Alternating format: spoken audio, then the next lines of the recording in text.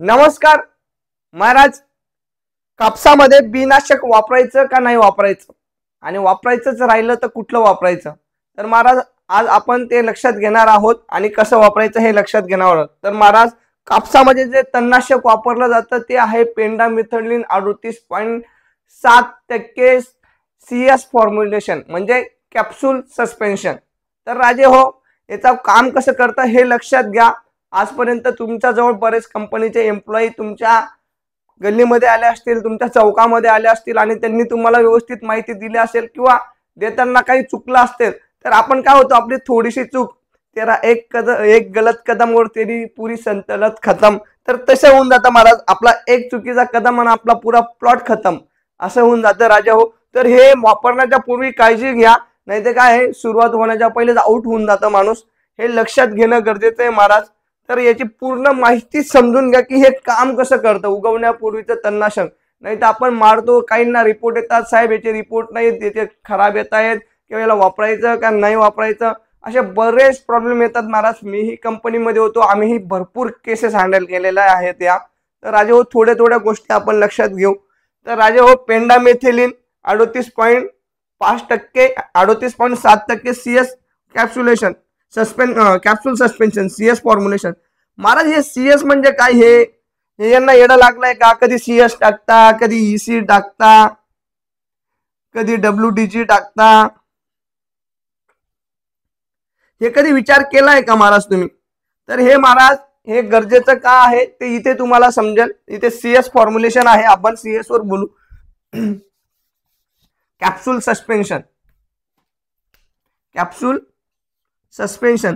तर capsule suspension म्हणजे capsule म्हणजे तुम्हाला लक्षात आलं असेल महाराज, तुम्ही मेडिकलवर जात असाल तर तुम्हाला म्हणत असतील की यार कॅप्सूल घ्या म्हणजे गोळ्या। तर महाराज हे जे असतं, हे लिक्विड जे असतं पेंडामिथिलिन, हे कॅप्सूल फॉर्म मध्ये पॉलिमर म्हणजे आपले जे पॉलिमर म्हणजे आपले याचे दाणे येतात का प्लास्टिकचे दाणे, पॉलिमर असे दाणे स्वरूपात हे बॉटल मध्ये बंद राहतं लिक्विड फॉर्म्युलेशन मध्ये। दाणे म्हणजे तुम्हाला दिसणार नाही, तुम्हाला एक लिक्विडच दिसेल ते, पण त्याला तिथे जे सस्पेन्शन बनवलेलं आहे हो ते कॅप्सूल आहे, म्हणजे त्याला मध्ये असे दाणे दाणे आहेत। आता काय होतं, हे काम कसं करतं हे लक्षात घेण्यामध्ये आपल्याला सगळ्यात मुद्द्याचं आहे। हे जेव्हा तुम्ही कोरड्या जमिनीवर फवारता महाराज, हे कोरड्या जमिनीवर फवारता, हे तेव्हा पाणी असं बसून राहतं, काहीच होत नाही महाराज, असं ना असं पडून राहतं। पण जेव्हा त्याच्यावर पावसाचं पाणी पडतं ना राजे हो, पावसाचं पाणी पडतं तर त्याच्यामधला हा पेंडामिथिलिन नावाचा जो घटक आहे तो हळूहळू रिलीज व्हायला लागतो आणि जमिनीवर पसरायला लागतो। म्हणजे असं धरून घ्या तुम्ही, एखादी चॉकलेट नाही का ते फुटलं की मध्ये ते लिक्विड असं बाहेर पसरतं, तसं असं बाहेर पसरतं महाराज। याचा फायदा काय आहे कॅप्सूल सस्पेन्शनचा? याचा फायदा एकच आहे महाराज, कंट्रोलेबल रिलीज। म्हणजे काय होतंय, ते जमिनीवर मारलं, उद्या पाऊस पडेल, काही शेतकरी असे राहतात की ते पावसाच्या पाण्यावर अवलंबून राहतात, तर उद्या पाऊस पडेल, परवा पाऊस पडेल, तेरवा पाऊस पडेल याची गॅरंटी नसते। त्याच्यामुळे यांनी कॅप्सूल सस्पेन्शन बनवलेलं आहे, कारण की याचं जे काम आहे हे कॅप्सूल सस्पेन्शनचं की जमिनीवर पडायचं आणि पावसाच्या संपर्कात आलं की मग पसरायचं, तोपर्यंत कुठल्याही प्रकारचे ते नाश पावत नाही किंवा कमीत कमी प्रकारे नाश पावतं, म्हणजे ते उडून जात नाही किंवा त्याची जी उपयुक्तता आहे, तिची जी पॉवर आहे ती कमी होत नाही। हे आहे महाराज कॅप्सूल सस्पेन्शनचं काम। पण महाराज पेंडामिथिलिन जे उगवण्यापूर्वीचे तणनाशक हे काम कसं करतं राजा हो, याचं सगळ्यात मेन गोष्ट तुम्ही समजून घ्या, नाही तर असा कार्यक्रम असतो आपला, लई भारी कार्यक्रम असतो, मग लई पस्तावा येतो, काहींचे प्लॉट खराब होऊन जातात, काहींना तर रिपोर्टच येत नाहीत, मग राहतं कंपनींना शिव्या आणि एम्प्लॉईंना शिव्या आणि दुकानदाराला शिव्या। तर राजा हो, लक्षात घेऊ आपण एक एक गोष्टी। तर पेंडामिथिलिन महाराज हे जे आहे हे परत एकदा सांगतो तुम्हाला, हे जेव्हा तुम्ही जमिनीवर फवारतात राजे हो, हे असे दाणे येतात ते पावसाचे वाले, जरी लिक्विड मध्ये राहिलं तरी हे जमिनीवर पडलेलं असं धरून घ्या महाराज। याला फक्त कोरड्या जमिनीवर मारावं लागतं। लक्षात येते का याचा वापर कसा करायचा आहे? याला तुम्हाला जेव्हा वापरायची याची योग्य पद्धत आहे महाराज, याला जमीन कोरडी पाहिजे। परत एकदा सांगतो, अजून तिसऱ्यांदा पांचटपणा वाटेल, याला जमीन कोरडीच पाहिजे। का? तर हे काम जे मी तुम्हाला सांगितलं, पण हे काम का बरं कोरडी पाहिजे महाराज? हे जे आहे जमिनीमध्ये हे ज्या बिळ्या पडलेल्या आहेत पृष्ठभागावर जमिनीच्या खाली, या ज्या बिळ्या पडलेल्या आहेत ना राजे हो, मग या बियांना हे काम कसं करतं? या बियांना तुम्हाला वाटतं बी मारून टाकतं, बी मारत नाही. हे जे आहे पेंडामिथिलिन हे कुठल्याच बीला मारत नाही राजे हो, हे लक्षात घ्या. तर काय होतं, याला कोरड्या जमिनीवर मारलं, कोरड्या जमिनीवर मारल्यानंतर याला पाण्याच्या संपर्कावरून पाऊस पडला, पाण्याच्या संपर्कात आलं की हे पसरायला सुरुवात होतं, जमिनीमध्ये घुसायला सुरुवात होतं. आणि जमिनीमध्ये जेव्हा घुसतं महाराज, तेव्हा ही जी बी आहे तुमची, ही बीला असं ते कव्हर करून टाकतं. म्हणजे एखाद्या कुत्र्याला जसं आपण खोलीमध्ये पॅक करून टाकतो किंवा एका माणसाला खोलीमध्ये पॅक करून टाकतो, तो तिथेच पडून राहील, तसं करून टाकतं महाराज. म्हणजे हे काय होतंय, ही माझी कापसाची बी आहे आणि हे माझ्या गवताच्या बिया आहेत. ही कॉटनची बी आहे, ही मी ते लिहून घेतो, कॉटन. आता इथे बघा महाराज, तुम्ही कापूस लावलेला आहे, ही कॉटनची बी आहे एवढी, आणि हे कापसाच्या बारीक बारीक बी आहेत. तर याला कोट करतं महाराज, आणि याला जवळजवळ 30 दिवस पर्यंत उगू देत नाही. किती? 30 दिवस पर्यंत याची जी पॉवर आहे ती खरं संपत नाही.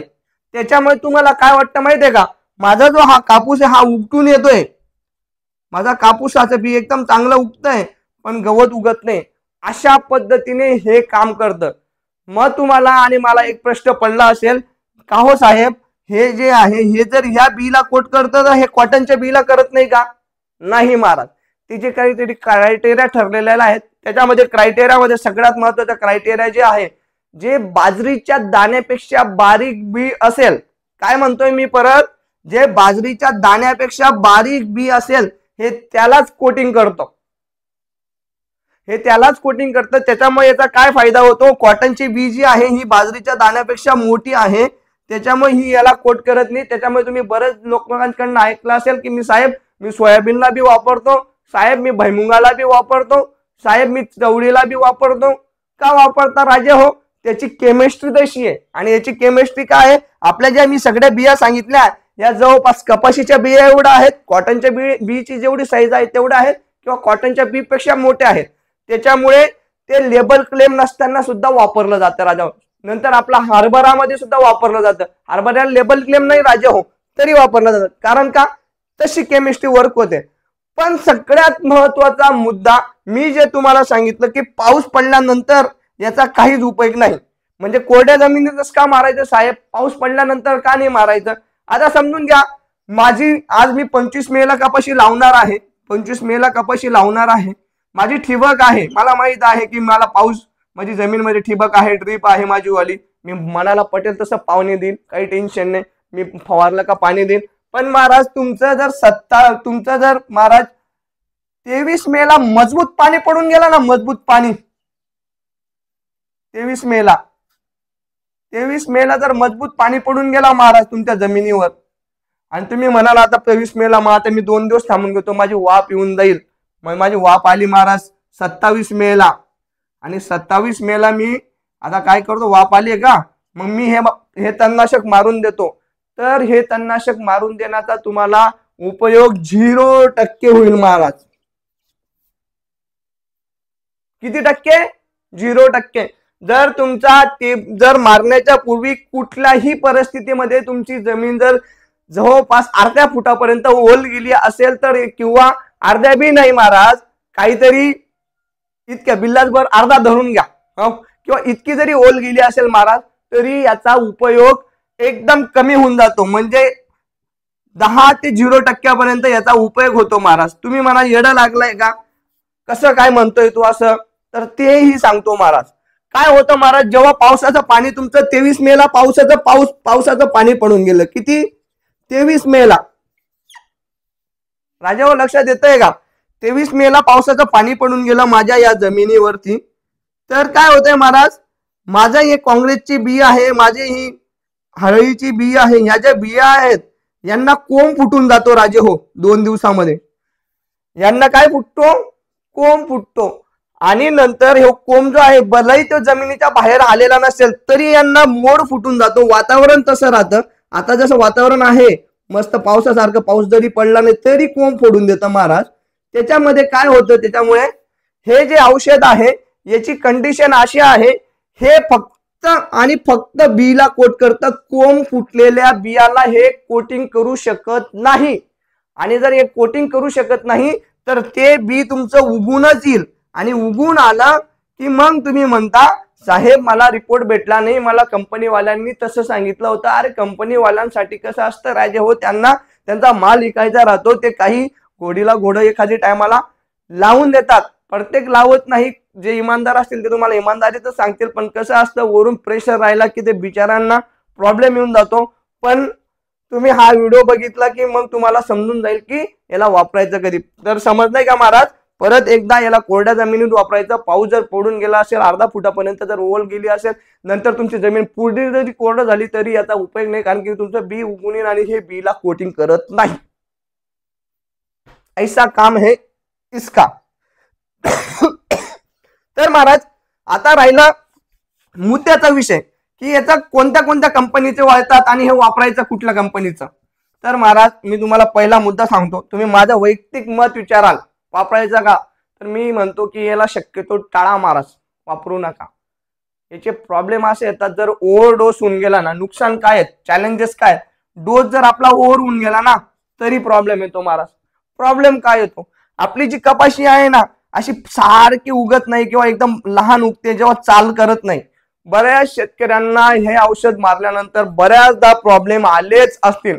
राजे हो तुम्हाला हात जोडून विनंती आहे, लोक आपले कमेंट्स वाचता, जर तुम्ही अशा परिस्थितीतून गेला असाल तर सांगा लोकांना.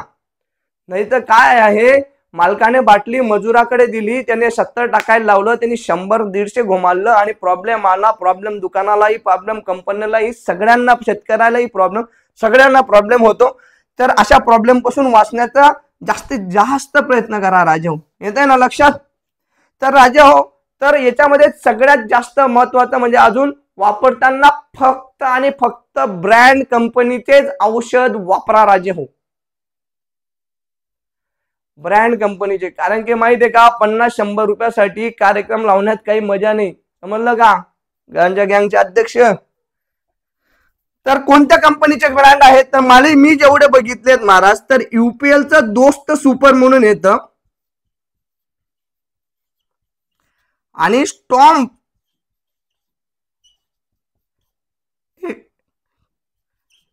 एक्स्ट्रा म्हणून बीएसएफचं येतं महाराज. हे 2 कंपनीचे औषध येतात.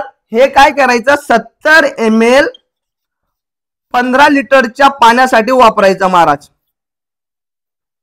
700 ml ची पॅकिंग येते, 10 पंप होतात, 15 लिटरला 70 ml टाकायचं आणि फवारून द्यायचं. अशा पद्धतीने यांचा वापर करायचा महाराज आणि तुम्हाला चांगले रिपोर्ट दिसू शकतात. पण माझं परत एकदा वैयक्तिक मत आहे, मी काही जास्त मध्ये अजून खोलात जात नाही. मला जर वैयक्तिक त्याला बहुत असं एवढं महाराज. जय हिंद, जय महाराष्ट्र.